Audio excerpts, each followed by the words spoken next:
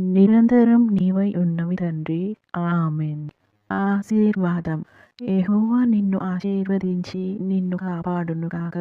యెహోవా నీకు తన సన్నిధిని ప్రకాశింపజేసి నిన్ను కరుణించునుగాక. యెహోవా నీ మీద తన సన్నిధి కాంతి ఉదయింపచేసి నీకు సమాధానము కలుగజేయునుగాక. ఆమేన్.